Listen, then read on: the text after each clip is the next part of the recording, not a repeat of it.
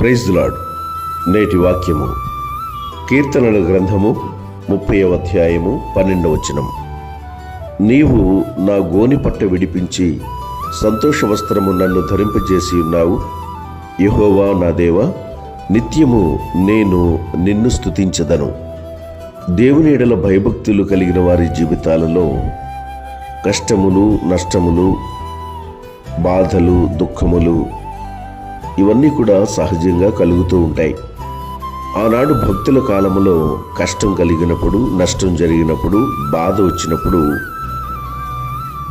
వారు గోని పట్ట కట్టుకొని బూడిదలో కూర్చొని ఉపవాసం ఉండి దేవుని కృప కొరకు, దేవుని సహాయం కొరకు అంగలార్చి ప్రార్థించేవారు.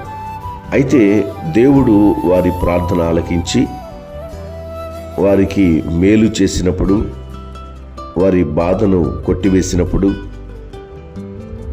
వారి కష్టాన్ని నుంచి, వారికి ఉన్న శోధన నుంచి తప్పించినప్పుడు ఆ గోని వస్త్రము తీసివేసి వారు మరలా దైనందిన వస్త్రములు ధరించుకొని వారు ఎంతగానో ప్రభువుకు కృతజ్ఞతాస్తుతులు చెల్లించేవారు.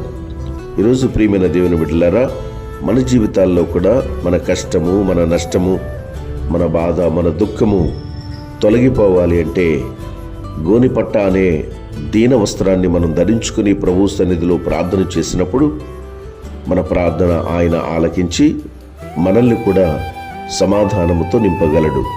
కనుక అలాంటి దీన వస్త్రము మనం ధరించుకొని ఎల్లప్పుడూ ప్రభు సన్నిధిలో ఆయనను వేడుకుంటూ ఆయన ద్వారా పరిపూర్ణమైన శాంతి సమాధానములు పొందుకొని ఆయనకు మహిమకరముగా జీవించుదుముగాక.